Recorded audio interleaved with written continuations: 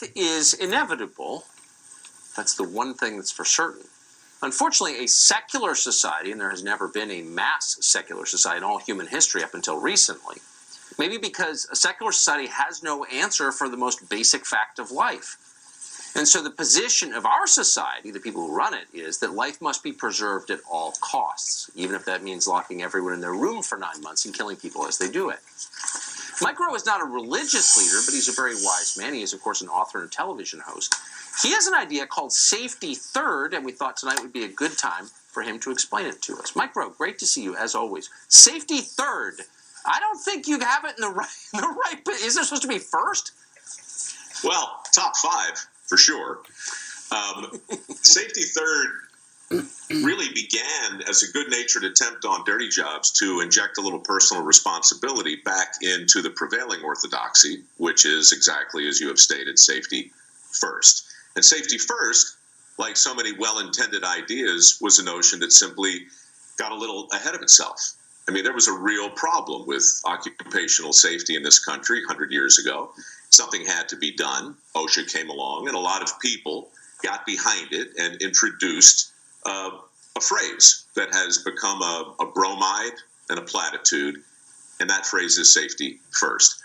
But of course, it can't really be true, right? I mean, no business exists for the purpose of being safe. Businesses exist for the purpose of making things and paying people money to work. You can do those things safely, obviously. But so many companies spend so much time telling their employees that they care more about their own safety than they do, that something really interesting, I think, can happen. And I saw this on Dirty Jobs.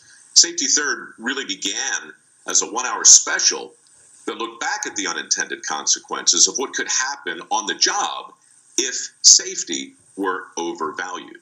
And this, of course, was very controversial, but it ginned up a great conversation and allowed us to look at things like risk equilibrium and homeostatic risk and all kinds of different things that impact our behavior when safety is accentuated.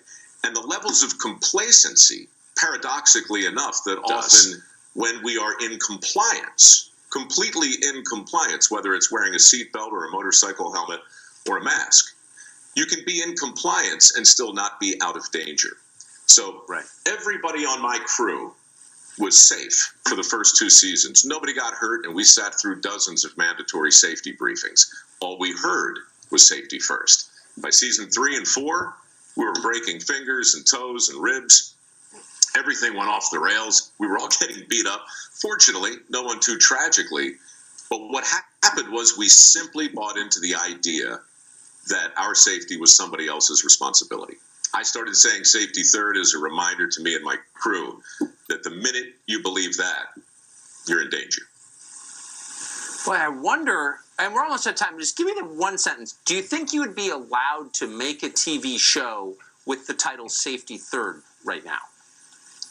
No, that's the one-word answer. But if you want a little more insight, Google C.S. Lewis. He wrote an incredible essay back in 1948 called On Living in the Atomic Age.